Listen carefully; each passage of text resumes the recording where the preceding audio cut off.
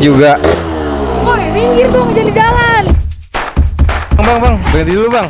Kakak TikTok ya, ada orang tuh. Wah, ada orang tuh. Yuk, kita kejar yuk. Bang, tunggu dulu bang. Halo, nama gua JJ. Gua dari HMI Komisariat Fakultas Adab dan Humaniora cabang Ciputat. Di sini gua mau nanya-nanya apa sih itu HMI, maka ikut gua. Bang, berhenti dulu bang. Kapan sih berdirinya HMI? Kalau HMI berdirinya itu 5 Februari 1947, 12 Rabiul Awal 1936 Hijriah. Oke, makasih ya bang. Iya, sama-sama. Yuk nih, ada yang kedua nih. Bang. Iya bang. Siapa saja sih pendiri HMI? Pendiri HMI itu ada 15 bang. Ya. Jadi yang pertama tuh Lafran Pane yang sering kita kenal. Terus ada Kauton Roger Kasi, ada Dahlan Hussein, terus Maisarah Hilal, Siti Zainah, Suwardi, Mansur. Terus juga yang ke-8 tuh ada Bidron Hadi, Hasan Bisri, Ayep Rozak. Yang 11 tuh ada Zulkarnain, Toha Masudi, terus Marwan, Yusdi Gozali dan Emanuel. Oke, makasih bang. Kita lanjut nih. Wah, ada orang tuh. Yuk, kita kejar yuk. Bang, tunggu dulu bang. Bentar bang. Gua mau nanya nih bang. Kira-kira latar belakang berdirinya HMI itu apa?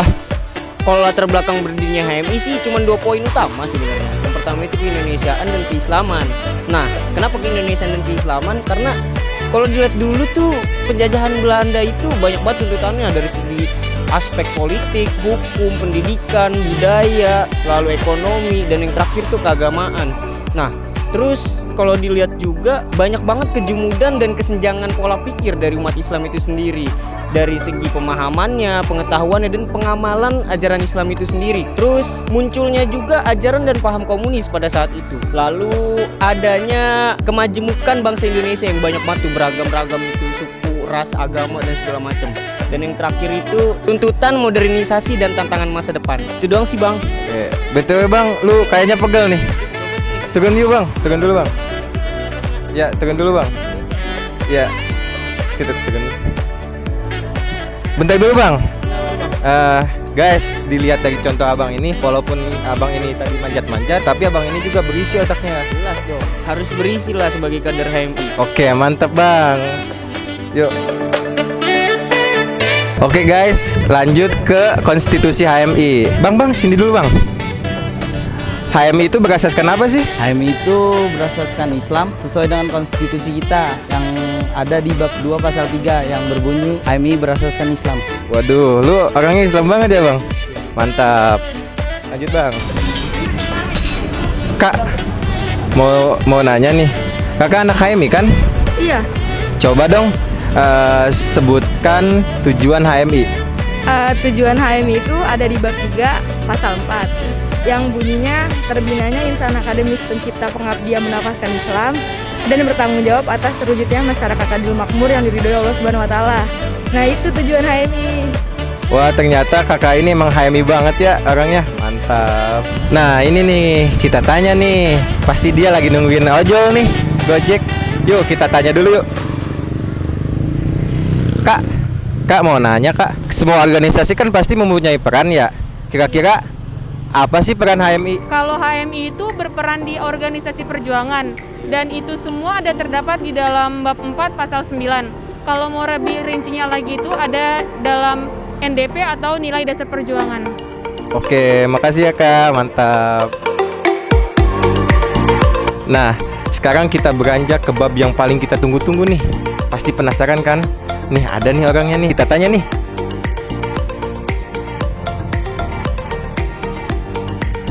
Bang, Iya bang. kira-kira siapa saja sih penggagas NDP? Untuk penggagas NDP itu ada 3.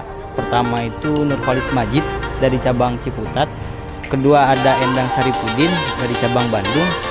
Ketiga ada Sakib Mahmud dari cabang Yogyakarta. Wow, mantep banget nih bang nih. Ini BTW lagi ngapain nih bang? Oke, mantep bang. Yuk. Nah, ini nih ada lagi nih orang nih. Kita tanya nih tentang NDP nih. Bang, mau nanya, ada berapa bab di NDP? Ada 8. Yang pertama itu dasar-dasar tentang kepercayaan. Kedua, pengertian tentang kemanusiaan. Ketiga itu kemerdekaan manusia dan keharusan universal. Keempat itu ketuhanan yang Maha Esa dan kemanusiaan. Nah, yang kelima itu individual dan masyarakat. Yang keenam itu kemerdekaan sosial, kemerdekaan ekonomi. Terus yang ketujuh itu kemanusiaan dan ilmu pengetahuan. Dan ke-8 itu kesimpulan dan penutup. Oke, mantap. Tapi jangan gugup ya Bang, santai aja kita. Yuk, makasih Bang. Guys, kita lanjut ke pertanyaan. Bab apa sih yang paling sulit di NDP? Kebetulan di pojok sono ada orang tuh.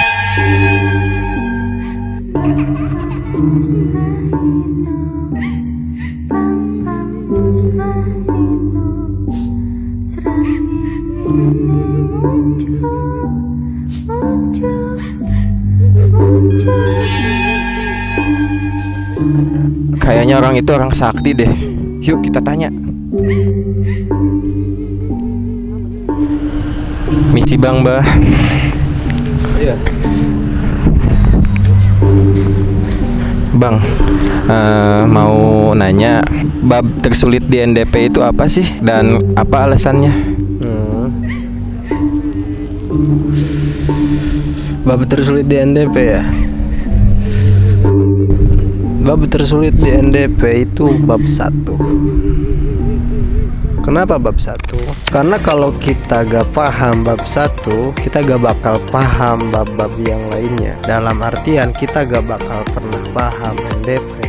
Karena setiap atau segala hal di muka bumi ini itu berangkat dari kepercayaan. Dalam bab 1, di sana Nurholis Majid menjelaskan tentang banyak sekali kepercayaan umat manusia yang perlu diluruskan. Dalam artian setiap manusia atau semua orang itu perlu kepercayaan. Dan karena kepercayaan itu banyak, maka hanya harus satu kepercayaan yang memang dipegang, yaitu kebenaran yang memang benar-benar benar. Karena kepercayaan kalau tidak dilandaskan pada kebenaran, dia tidak bisa dikatakan sebagai kepercayaan yang benar. Maka kepercayaan yang benar itu harus dilandaskan kepada kebenaran yang benar-benar benar. Siapa atau kemana atau bagaimana? Yaitu kepada Tuhan yang maha benar, Tuhan yang esa, Tuhan yang satu, Tuhan yang tunggal, dalam arti satu tak berbilang. Begitu kira-kira. Oke, baik Bang Bah. Terima kasih atas jawabannya. Oke. Wah. Oke, lanjut aja guys. Makasih ya Bang. Oke, kita lanjut ke KMO, Kepemimpinan, Manajemen, dan Organisasi. Nah, di situ ada kakak-kakak cantik nih. Kita tanya yuk. Kak, bentar yuk kak. Kak, sini dulu kak. Di sini gua mau nanya nih, apa sih bedanya organisasi dan komunitas? Jawab ya, kalau organisasi itu dia memiliki ada ART, sedangkan komunitas itu kan enggak. Terus juga kalau organisasi itu dia memiliki tujuan yang sama gitu, tapi kalau komunitas itu dia hanya memiliki minat dan bakat yang sama aja. Kalau HMI itu kenapa sih disebut organisasi kak? Nih kita tanya kakak yang pakai baju hitam nih. Kalau menurut gua kenapa dikatakan sebagai organisasi ya karena HMI jelas ya memiliki konstitusi dan ada ART yang jelas kayak gitu. Oke, kakak-kakak ini guys selain cantik juga. Woi, minggir dong, jadi jalan. Woi kak, lu yang tadi ya? Iya, Bos. Sorry ya, gua ngalangin jalan lu. Mau kemana kak? Oke, mantap kak, hati-hati kak, yuk. Oke guys, kakak-kakak ini selain cantik juga pintar ya guys. Makasih ya kak. Yuk. Oke guys, kita lanjut ke mission HMI. Nah, di sini ada dua abang-abang yang lagi mabar. Kita tanyain nih ke HMI-an dia. Yuk ikutin. Bang, mau nanya nih kita. Kira-kira kader itu apa sih? Kader itu adalah sebuah tulang punggung organisasi. Nah, di HMI kader itu berfungsi bukan hanya sebagai anggota, tapi sebagai tulang punggung yang tadi gue bilang. Karena tidak bakal mungkin berjalan dengan lancar suatu organisasi tanpa adanya kader, gitu sih. Oke, kalau menurut abang nih, kualitas insan cinta HMI itu apa sih Bang? Kalau kualitas insan cinta HMI itu insan pengabdi, pencipta, ada insan akademis yang bernafaskan Islam atas terwujudnya masyarakat adil dan makmur dan diridhoi Allah Subhanahu wa taala. Nah, insan akademis itu bagaimana? Kader yang tadi sudah disampaikan, otak yang memang karena memang kita ruang lingkup kampus itu otak yang akademis. Akademis ini bagaimana mereka itu bisa memproporsionalkan antar kegiatan yang ada di HMI dan kegiatan yang ada di kampus yang mereka. IPK-nya lancar dan kegiatan dalam kemahasiswaannya pun matkul-matkul mata kuliah itu jangan ditinggalkan. Nah, ada insan pencipta. Ketika mereka kumpul, mereka berada di bangku mahasiswa atau sedang menjalani organisasi, itu menciptakan suatu hal-hal yang baru, berpikir secara visioner. Nah, itu yang dimaksud dengan pencipta, yang bernafaskan Islam. Nah, mereka itu mempunyai kegiatan dan mempunyai pedoman yang diridhai Allah Subhanahu wa taala. Nah, apa yang telah dijalani itu semuanya memang atas dasar keimanan dan diridhai Allah Subhanahu wa taala. Itu mungkin.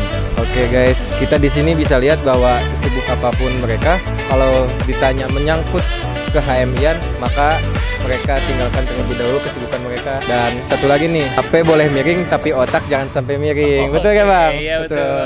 Mata Bang. Iya. Yuk. Duh guys, gue capek banget nih. Mana ada satu pertanyaan lagi yang belum kejawab. Gue minum dulu ya guys.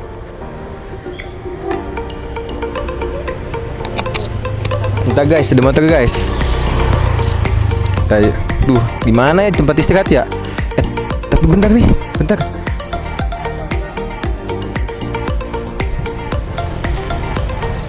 Siapa ya?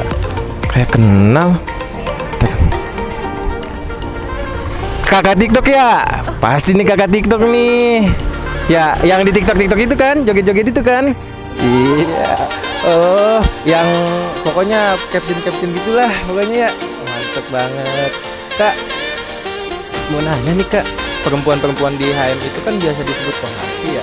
Apa sih kohati Kak? Jadi kohati itu disingkatan dari Kop HMI Wati ya. Nah, di kohati ini perempuan-perempuan kadar HMI yang sudah resmi menjadi kadar HMI, perempuan-perempuannya itu biasa disebut kohati. Kohati sendiri ini dia bersifat ex officio. Jadi kenapa sih gitu? Karena kohati sendiri pun itu dia rangkap gitu loh. Jadi dia jadi salah satu dia masuk ke dalam bidang pemberdayaan perempuan yang ada di HMI. Dia juga sebagai organisasi juga gitu. Dan di kohati sendiri ini dia ada pelatihannya juga, pelatihan khusus. Nah, di situ tuh kayak ngebahas tentang isu-isu kewanitaan. Jadi kohati sendiri ini lebih kayak fokus ke emansipasi wanita, pemberdayaan perempuan kayak gitu-gitu. Jadi buat perempuan-perempuan, kader-kader kohati yang kayak pengen gitu tertarik dengan isu-isu keperempuanan kayak gitu-gitu, itu bisa dipelajarin di kohati sendiri kayak gitu. Oke guys, akhirnya pertanyaan gua yang satu lagi belum terjawab, akhirnya terjawab oleh kakak yang satu ini nih.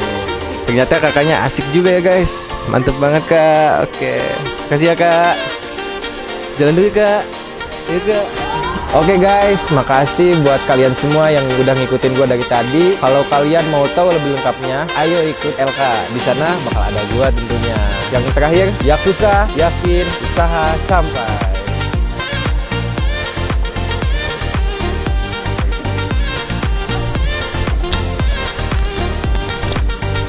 Mantap.